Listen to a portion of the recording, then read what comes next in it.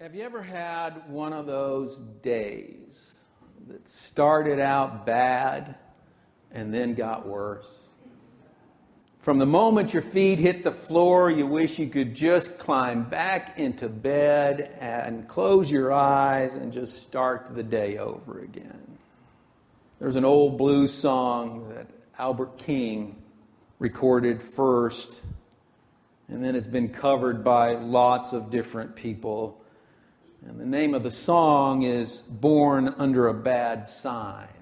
And the lyric, you probably don't know, you may not know Albert. Some of the musicians know who Albert King is and maybe even know that song. And has a famous version of this song. But you probably know this lyric if you don't know the song. If it wasn't for bad luck, I'd have no luck at all. You ever felt like that? Perhaps, though, it's been more than a day for you. You seem to have the crisis going in waves in your life, one after another. And life has taken a turn, and it's in the wrong direction. Everything seems, from your vantage point, to be unraveling, and it's more than you can absorb. As this week's gospel text begins, Jesus has taken the water taxi and returned to where he was after a short trip to the other side. He's arrived back to a crowd and a crisis, which includes a frightened father, a sick child, and a weary and worn down woman. Mark's gospel emphasizes that Jairus is a very important person. He's a VIP. He's one of the leaders of the local synagogue and is a respected member of his community. His position and his place in the community would have meant that he was politically privileged. He was religiously powerful, and he was accepted amongst his community. And those were also the very reasons for Jairus not to go to Jesus, this new healer that had come on the scene. So his decision could not have been an easy one to step away from his place and position in order to step toward Jesus and his need. But he had one overriding and compelling reason that he needed to go to Jesus. And that was his daughter. We don't know what was wrong with her. They did not know what was wrong with her. But it was obvious that she was fading fast, and her condition was deteriorating rapidly. And whatever Jairus, whatever he had been placing his trust and faith in, he now determined was too little. And maybe too late. Mark's gospel then zooms in on a woman, we're not told her name, who has been stubbornly and covertly threading her way through the crowd, touching people as she maneuvered, as she wanted to move closer to this healer she'd heard about, Jesus. This woman's illness was not immediately fatal like the little girl's, but the nature of her malady packed a powerful punch. She had endured feeling bad for years. 12 years, the gospel tells us. It had to be depressing, demoralizing, and pushing her into despair. How many of us have known someone, or perhaps we are that someone who, like the scripture says, endured much under many physicians and spent everything and was not better, but grew worse. As my mother will say, she had a female problem.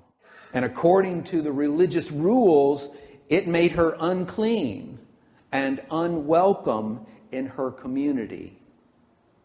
She wasn't to touch, and she wasn't to be touched by anyone.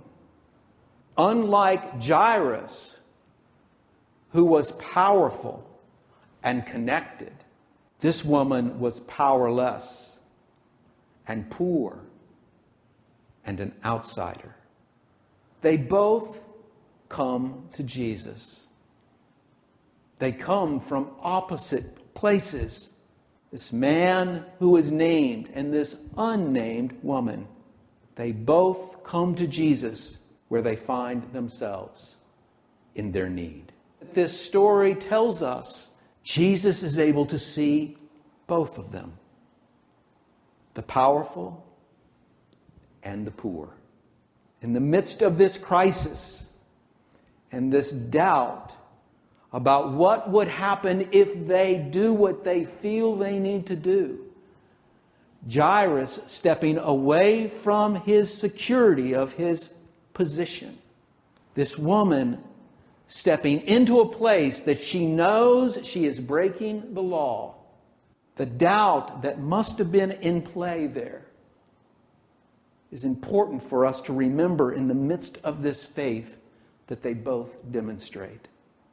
Frederick Buechner, one of America's foremost theologians, writes that whether you're placing your faith that there is a God who wants a relationship with you, or that there is not a God that cares anything about you, if you don't have any doubts, you're either kidding yourself or asleep.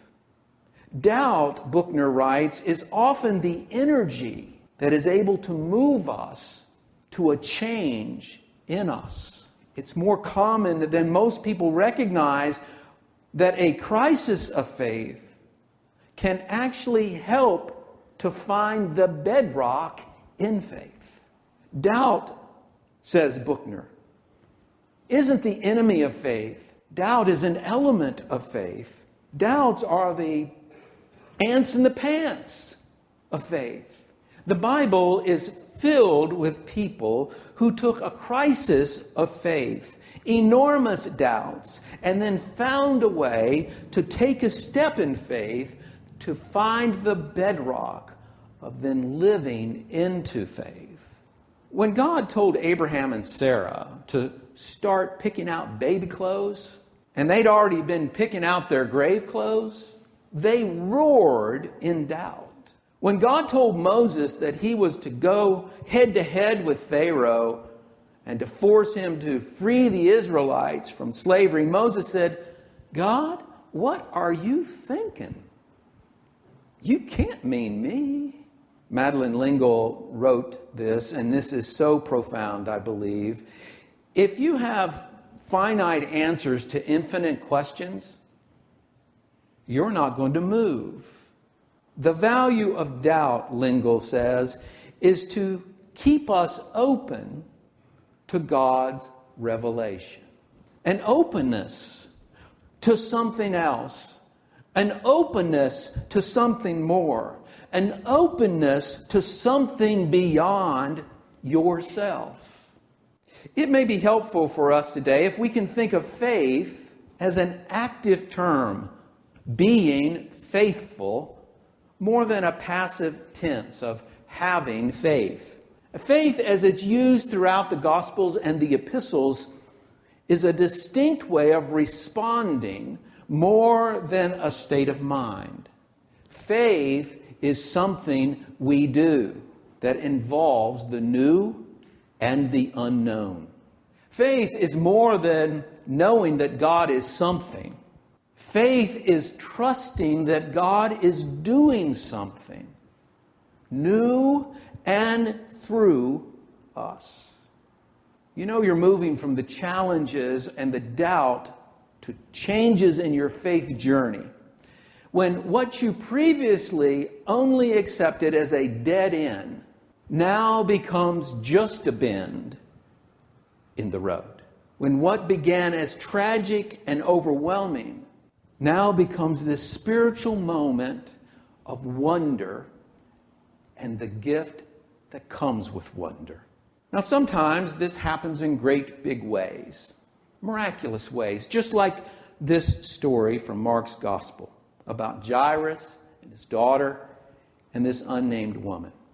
But more often, this looking for the moment of wonder and the gift of wonder happens all throughout your day, every day. If you're not too busy and not too closed,